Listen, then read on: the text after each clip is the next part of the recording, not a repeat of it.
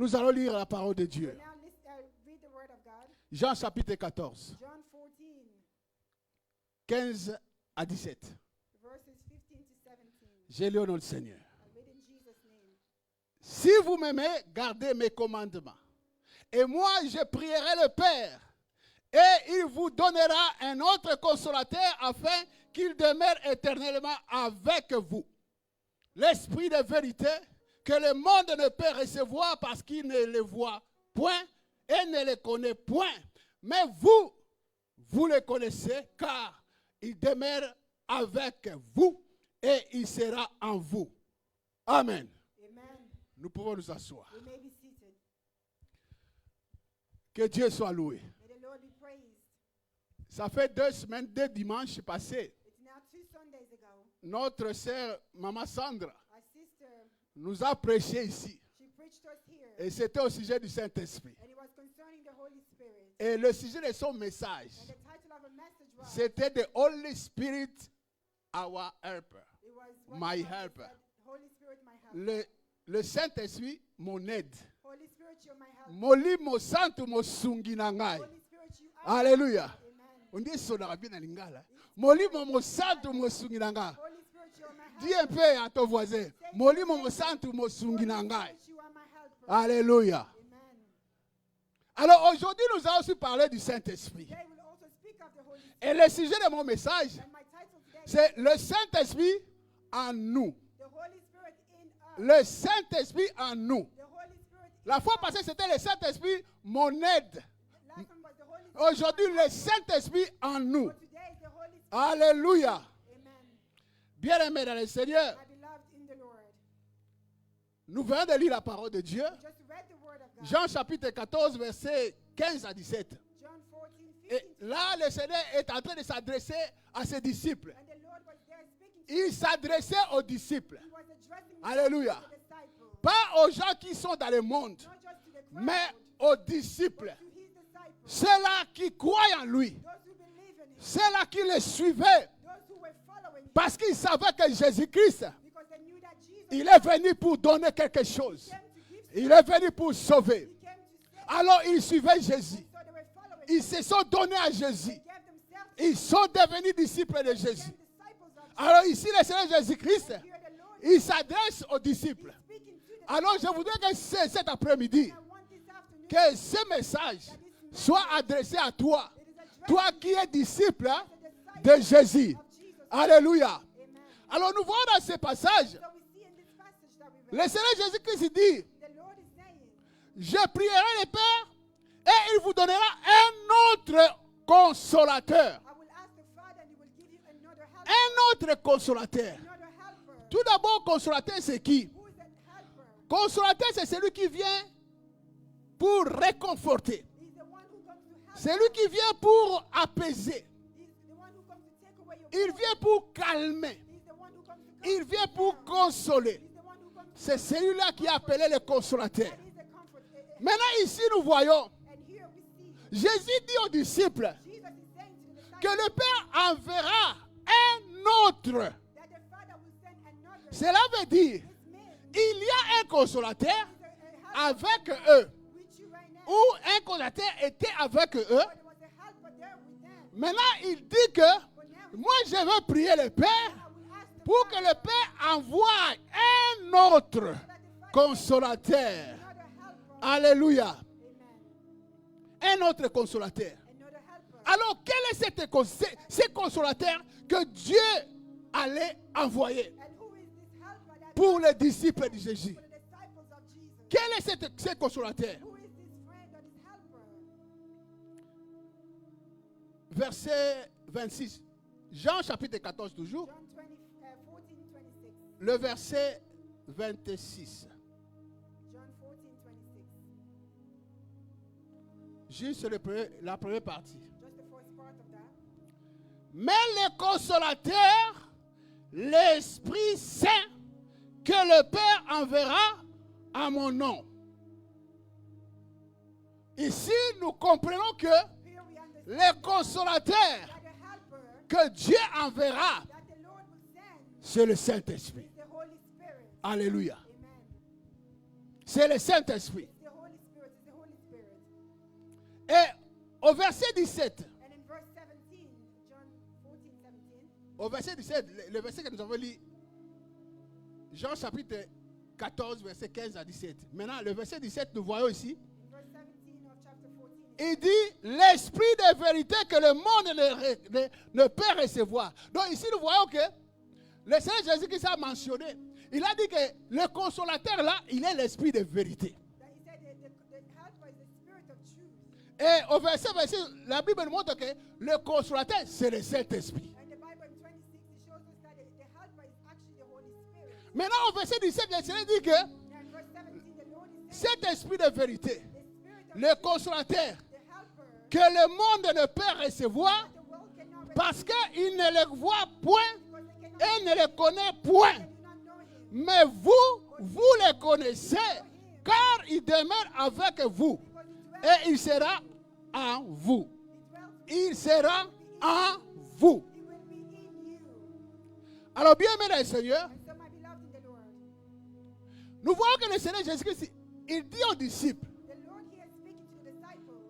que le consolateur là, qui viendra, le monde ne le connaît point. Le monde ne le voit point. Il dit, mais vous, vous le connaissez. Pourquoi? Parce que il demeure avec vous. Bien, mais à ce moment-là, les disciples n'avaient pas encore l'expérience du Saint-Esprit. Et ils suivaient seulement Jésus. Et Jésus a dit que le Père enverra le consolateur que le monde ne peut recevoir. Mais nous voyons ici, le Seigneur dit que vous connaissez ce consolateur-là. Parce qu'il demeure avec vous. Cela veut dire, vous le voyez.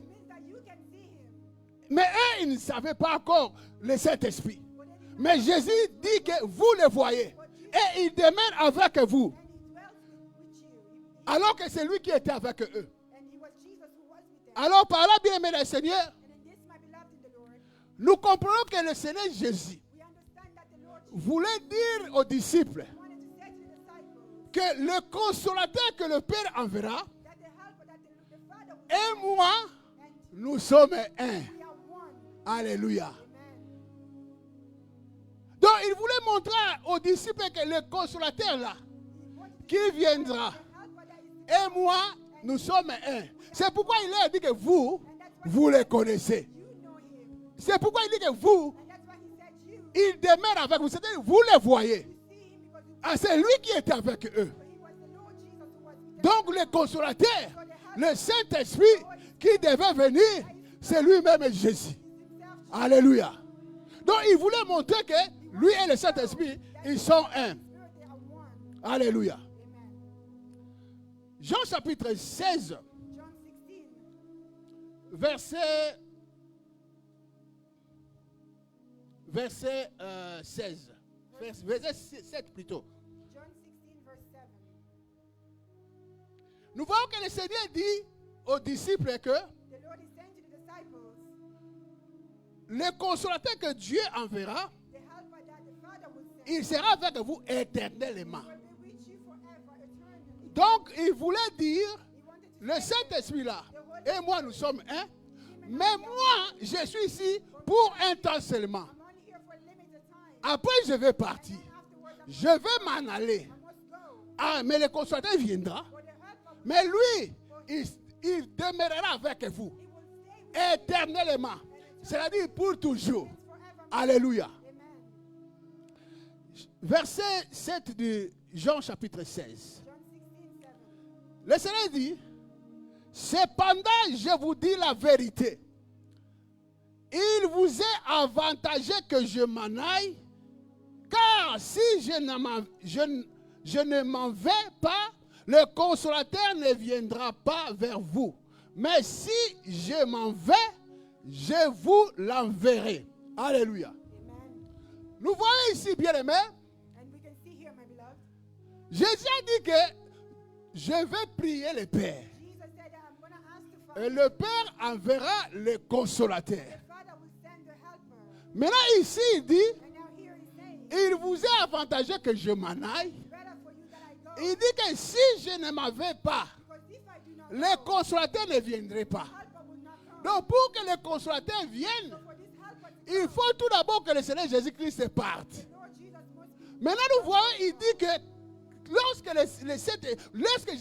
je serai parti, il dit que j'enverrai. Il dit maintenant c'est lui qui va envoyer le Saint-Esprit. Oh, il a dit aux disciples auparavant que moi je vais prier au Père pour que le Père envoie le Saint-Esprit. Maintenant ici il dit que moi quand je m'enverrai, je l'enverrai vers vous pour dire que Jésus-Christ, il est Dieu. Alléluia. Il a dit que le Père enverra. Mais il a dit que quand moi je partirai, je vais vous envoyer le consolateur. Là, bien aimé dans le Seigneur, nous voyons que Jésus-Christ et Dieu, ils sont un. Alléluia. Il a dit, cependant, je vous dis la vérité. Je vous dis la vérité. Et quelle est cette vérité? Jésus dit qu'il vous est avantageux. C'est-à-dire, le Seigneur dit que c'est un avantage pour vous. Vous, mes disciples, c'est un avantage pour vous que moi, je m'en aille. Afin que le Saint-Esprit vienne de demeurer avec vous éternellement. Il vous est avantageux que je m'en aille. Alors, bien aimé dans le Seigneur, quand le Seigneur dit qu'il vous est avantageux, c'est pour votre avantage que moi je m'en aille. Quel est cet avantage? Nous voyons que, bien aimé dans le Seigneur, il y avait des disciples tout autour de Jésus. Il y avait aussi des gens qui n'étaient pas des disciples, mais ils ont entendu parler de Jésus. Ils sont venus vers Jésus. Ils se sont donnés à Jésus. Et ils sont aussi devenus des disciples. Et tous ces gens qui étaient tout autour de Jésus, c'est-à-dire les disciples, ils trouvaient les solutions à leurs problèmes. Ceux qui étaient malades, ils étaient guéris. Ceux qui avaient des problèmes, ils trouvaient une solution. Il y avait des délivrances qui s'accomplissaient. Mais le problème c'est quoi? Toutes ces choses se faisaient quand le Seigneur est là. Alléluia. Donc à ce moment-là, Jésus-Christ à l'œuvre. Mais il fallait que Jésus-Christ soit présent pour que le miracle, la réponse, les guérisons soient accomplies. Nous savons l'histoire. Noces de Cana. Ils ont manqué du vin. Mais il a fallu que Jésus-Christ soit là pour qu'il ait du bon vin. La présence de Jésus. Alléluia. Cette femme qui avait la perte de sang pendant 12 ans. Oui, cette femme avait la foi. Mais il a fallu qu'elle aille vers le Seigneur. Qu'elle aille dans la présence du Seigneur. Elle est partie vers Jésus. Et quand il a trouvé Jésus, il a touché l'habit du Seigneur. Elle a été guérie. Le paralytique de 38 ans à la piscine de Bethesda, il était toujours là. Pendant 38 ans malade. Il était incapable de se jeter dans l'eau.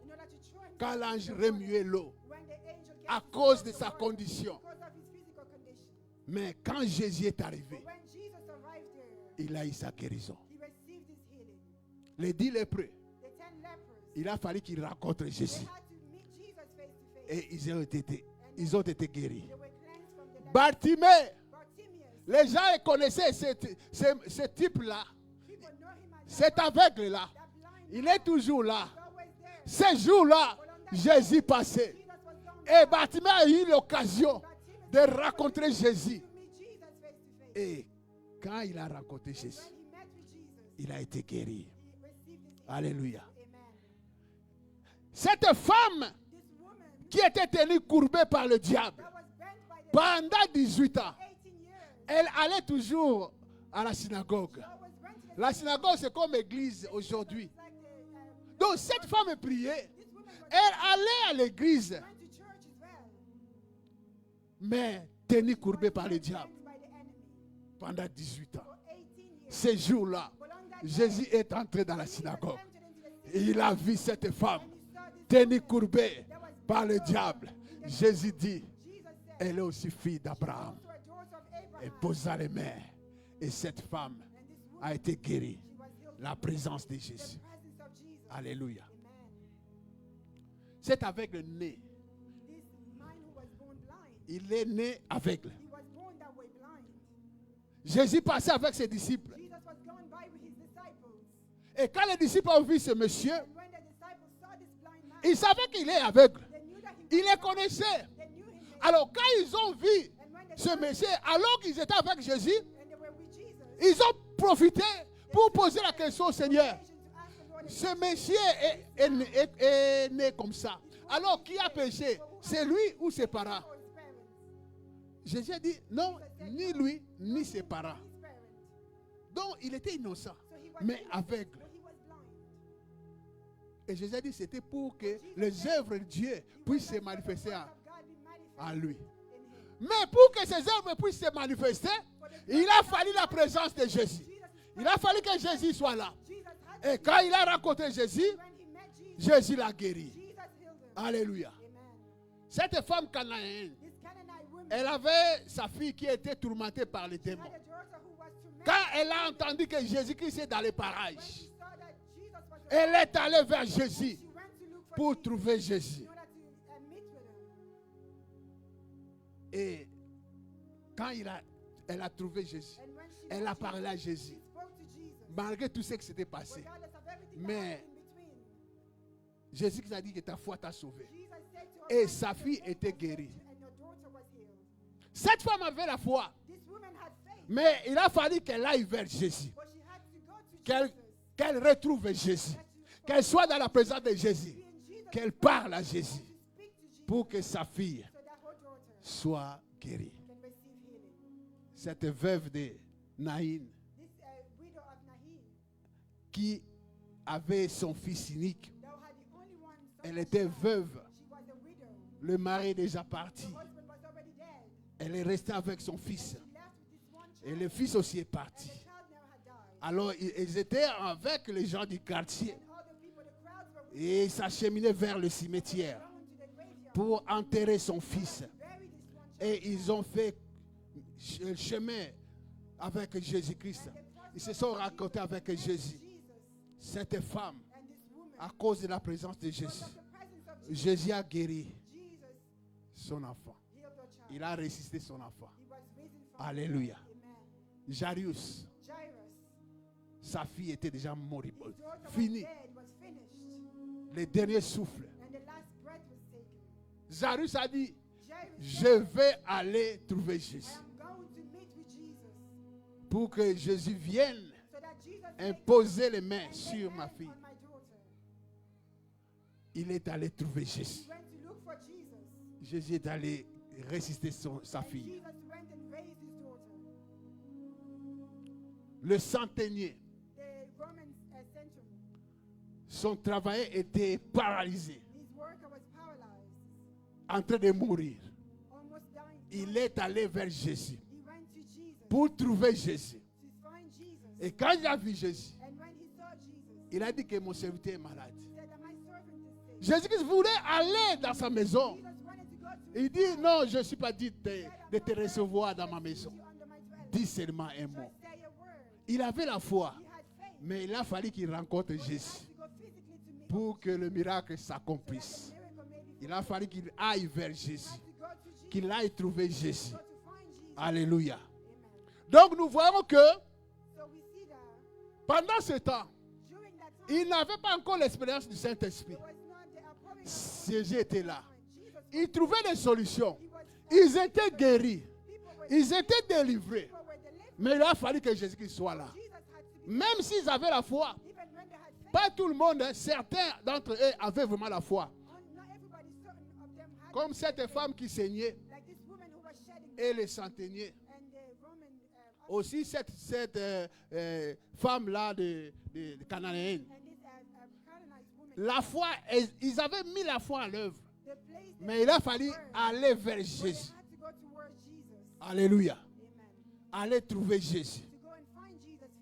Donc il y avait des choses qui se passaient. Des miracles s'accomplissaient. Mais il fallait la présence de Jésus. Lazare est ressuscité. Il a fallu que Jésus aille là où il avait mis le corps de Lazare. Alléluia. Et devant la grotte, il dit, Lazare, sors. Lazare, sors. Alléluia. Lazare est sorti. La présence de Jésus. Donc il a fallu toujours la présence physique de Jésus pour que quelque chose arrive. Alléluia. Jean chapitre 4, versets 20 et 21. Ici, il s'agit donc de la causerie entre la femme samaritaine et Jésus. Cette femme dit au Seigneur, nos pères ont adoré sur cette montagne et vous dites que le lieu où il faut adorer est à Jérusalem. Cette femme samaritaine, selon leur coutume, ils allaient chercher Dieu. Ils allaient adorer Dieu. Ils allaient entrer en communion avec Dieu sur la montagne. Et pendant qu'ils parlaient avec Jésus, Jésus dit qu'il faut aller à Jérusalem. C'est là où on va passer. Jérusalem, c'était la ville sainte, là où la présence de Dieu était. Alors, ils savaient que, oui, parce que les Juifs, il faut aller à Jérusalem.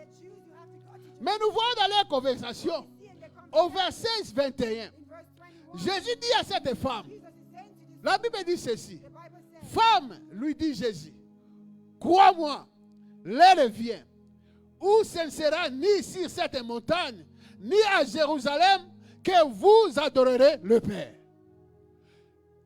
Le Seigneur Jésus leur dit, ou lui dit,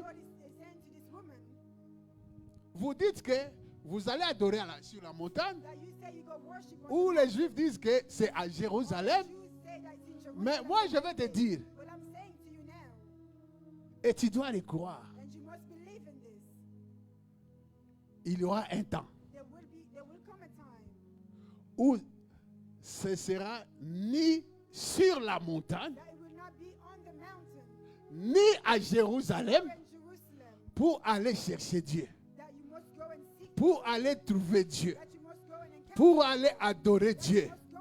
Alors le Seigneur Jésus-Christ, quand il a dit à cette femme, ça sera ni sur cette montagne, ni à Jérusalem, le Seigneur Jésus-Christ voulait lui dire, quand le consolateur, l'esprit de vérité, le Saint-Esprit, quand il viendrait, ça ne sera plus question d'aller là-bas, d'aller quelque part. Non, parce que le Saint-Esprit sera en vous. Alors que nous avons vu que Jésus nous a démontré que lui et le Saint-Esprit, ils sont un. Et Jésus a démontré encore que lui et Dieu, ils sont un. Donc, Jésus est Dieu, le Saint-Esprit est Dieu. Maintenant, le Saint-Esprit là, il vient habiter en nous, aux disciples. Le Saint-Esprit en nous. Donc Dieu en nous. Donc Jésus en nous. Alors Jésus dit à cette femme, à ce moment-là, ça ne sera plus aller quelque part pour chercher Dieu. Parce que ce Dieu habite en vous. Dieu est en vous. Au-dedans de vous. Il sera là. Alléluia. Donc, c'est quand le Saint-Esprit viendra que Dieu enverra. Quand il viendra, alors, ça ne sera plus question d'aller quelque part. Parce que ce Dieu est avec toi. Il est en toi, au-delà de toi. Alléluia. Et la Bible nous dit, les jours de la Pentecôte, les jours de la Pentecôte, c'était les jours de l'accomplissement. C'était les jours où cette promesse s'est accomplie. Le Saint-Esprit est descendu. L'Esprit de Dieu est descendu. Alléluia. Alors, toute personne qui est disciple de Jésus, le Saint-Esprit est en elle. Comme tu es ici, tu es disciple de Jésus. Le Saint-Esprit est en toi. Et puisque le Saint-Esprit est en toi, c'est Dieu qui est en toi. Puisque le Saint-Esprit est en toi, Jésus est en toi. Mais là, c'est Jésus-là, il est le Dieu de l'impossible. Il est le Tout-Puissant. C'est lui qui donne la solution. Il est en toi. Il habite en toi. Toi qui es enfant de Dieu. Toi qui as reçu Jésus dans ta vie. Tu es disciple de Jésus. La Bible dit que ton corps est le temple de Dieu. C'est là où Dieu habite. Le Saint-Esprit que Dieu a promis, c'est lui-même Dieu. C'est Jésus. Et c'est lui qui habite en toi. Alléluia. Maintenant, c'est lui qui est le Tout-Puissant. C'est lui qui est le Dieu de l'impossible. Il habite en toi. Donc quand tu marches avec les solutions. Tu marches avec la réponse. Tu marches avec ta délivrance en toi. Parce que c'est lui qui te délivre. Il est en toi. Alléluia. Les choses impossibles aux hommes deviennent possibles. Pourquoi? Parce que le Dieu de l'impossible, il habite en toi. C'est lui qui est capable de changer la vie de l'homme. Il habite en toi. C'est lui qui peut dire seulement un mot. Et les choses changent dans la vie de l'homme. Il habite en toi. Il est le Tout-Puissant. Il est au-dessus de tout. Il est éternel des armées. Il ne change pas. Il était, il est et il sera éternellement. Son nom c'est Jésus. Il habite en toi, bien-aimé dans le Seigneur. Nous devons, bien aimer dans le Seigneur, comprendre cela. Nous ne sommes pas n'importe qui. Le Dieu Tout-Puissant habite en nous.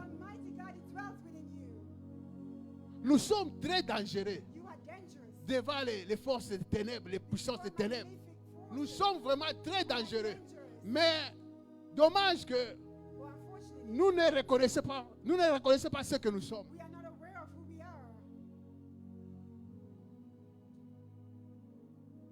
Tu n'es pas n'importe qui. L'Esprit de Dieu est en toi. Le Seigneur dit qu'il viendra, il sera avec vous et en vous. Donc quand il est en vous, même au-dedans de toi, il contrôle. Il est capable de changer ce que l'ennemi peut faire dans ton corps au-delà de toi. Il est capable d'opérer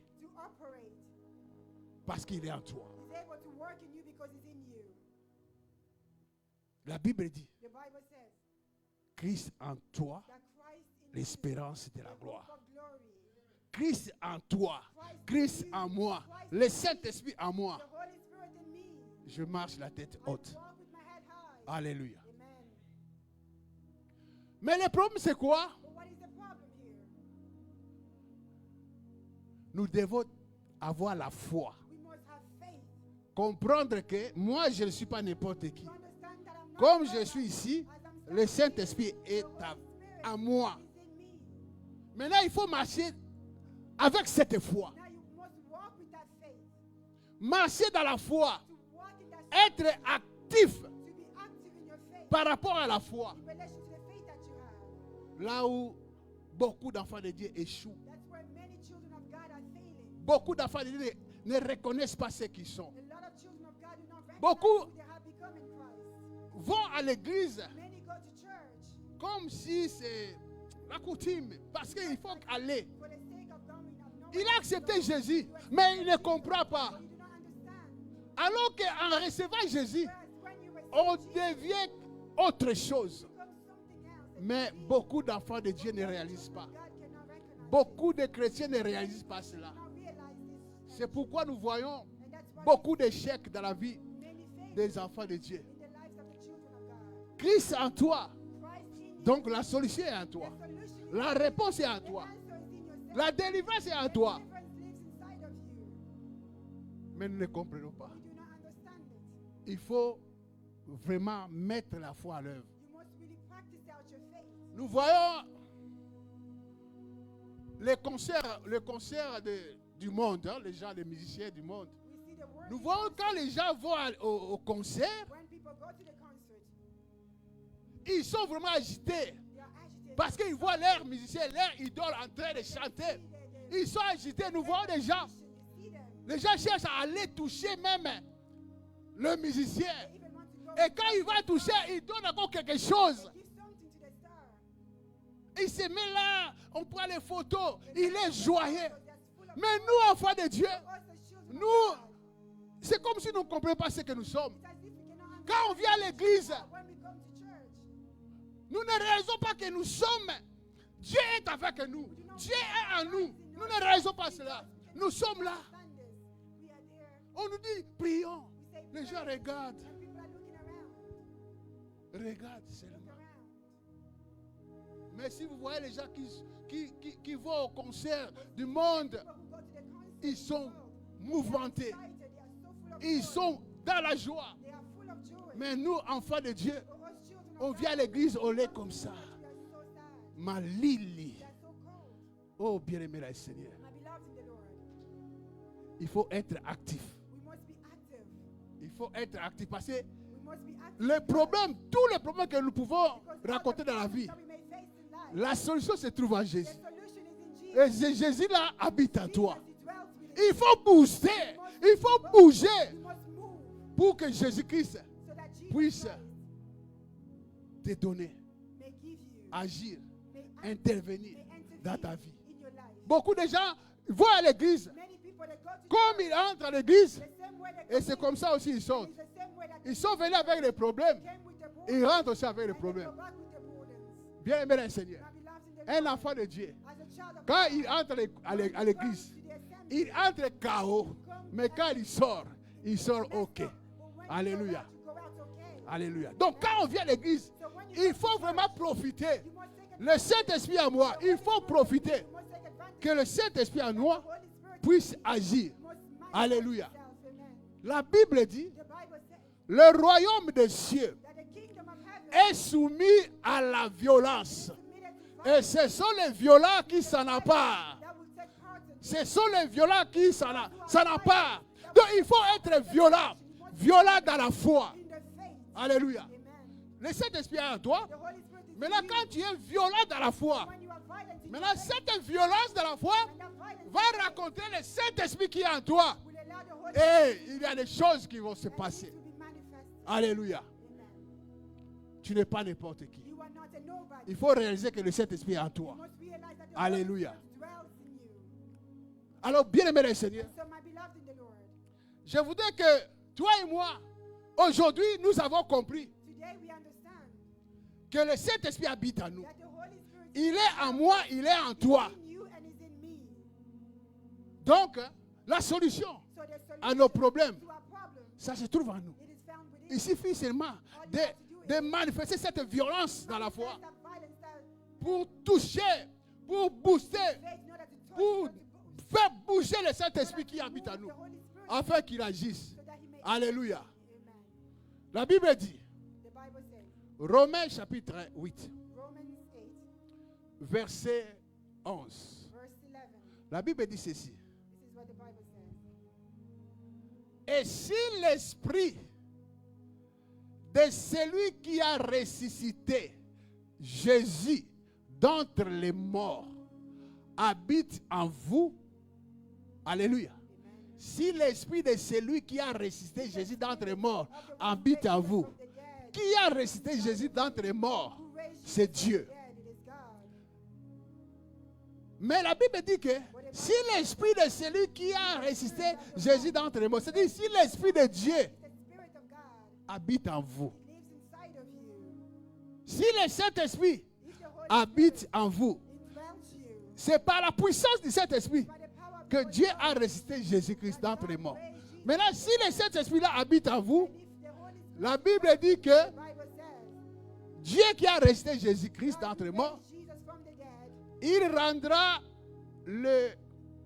vos corps mortels. Il rendra aussi la vie à vos corps mortels. Par son esprit qui habite en vous. Cela veut dire, si tu crois que Dieu a resté Jésus-Christ de la mort par la puissance du Saint-Esprit, alors que ce Saint-Esprit-là habite en vous.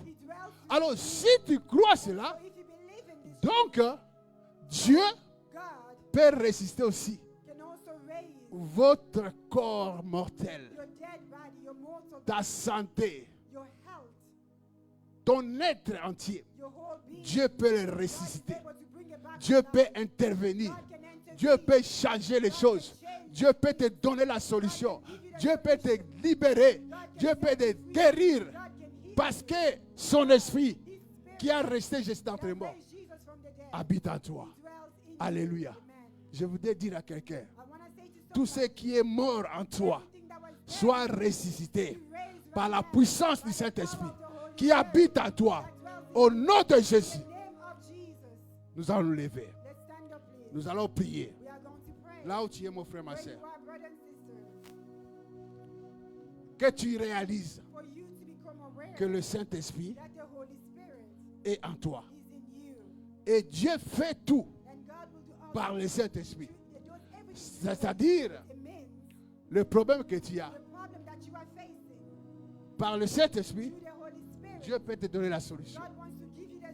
Cette maladie qui te ronge, par le Saint-Esprit en toi, Dieu peut te guérir.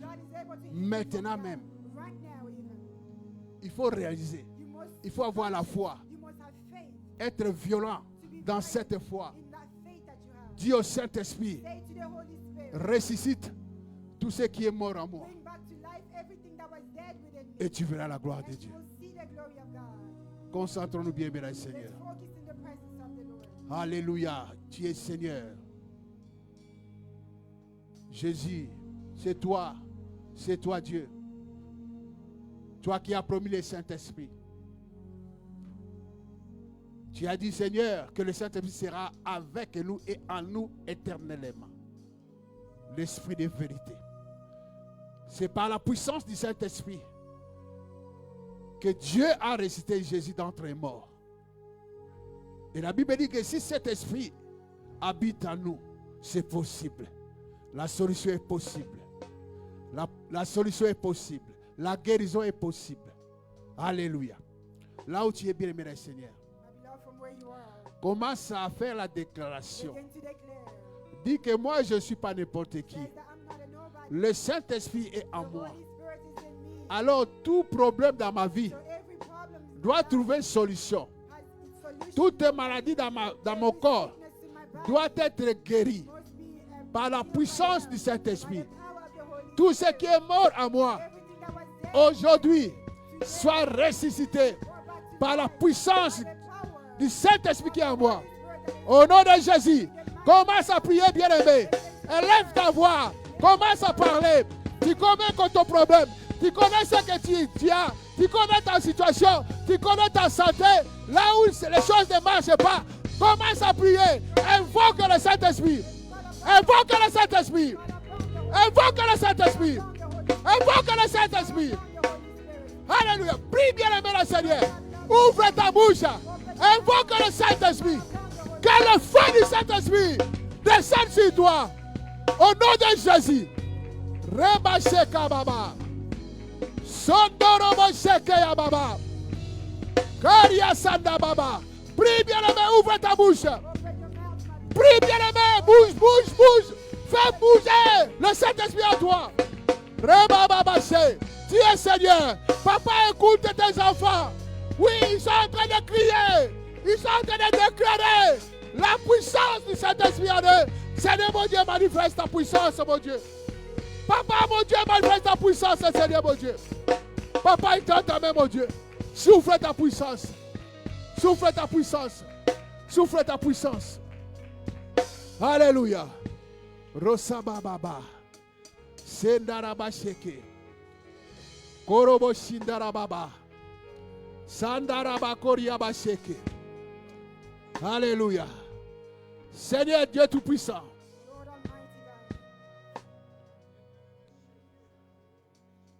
Est-ce que tu peux lever tes mains? Sois concentré. Sois concentré. Le Saint-Esprit agit. Ce n'est pas un objet, mais il est Dieu. Il est au milieu de nous. Laisse la place au Saint-Esprit pour qu'il puisse te donner la solution. Parce qu'il vit en toi. Et il a foi. Au nom de Jésus. Saint-Esprit de Dieu. Le consolateur que Dieu a promis.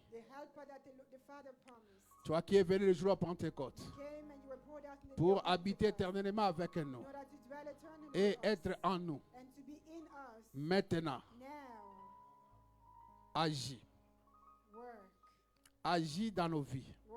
Agis dans la vie de quelqu'un. De l'enfant de Dieu. De ses disciples du Seigneur. Qui est en train de vivre des choses qui le dépassent. Tu es la solution, Saint-Esprit de Dieu. Manifeste-toi. J'implore ta présence. J'implore ta présence. J'implore ta présence. J'implore ta présence. Saint-Esprit de Dieu. Jésus. Jésus. Jésus. Jésus. Jésus. Seigneur mon Dieu. Si nous sommes ici, parce que nous savons que tu es là. Et là où tu es, Papa, par la puissance du Saint-Esprit, tu agis, Seigneur. Tu donnes la solution. Tu délivres. Tu libères. Seigneur mon Dieu, libère ton enfant. Libère ton enfant. Libère ton enfant. Par la puissance du Saint-Esprit. Par la puissance du Saint-Esprit. Jésus. Jésus.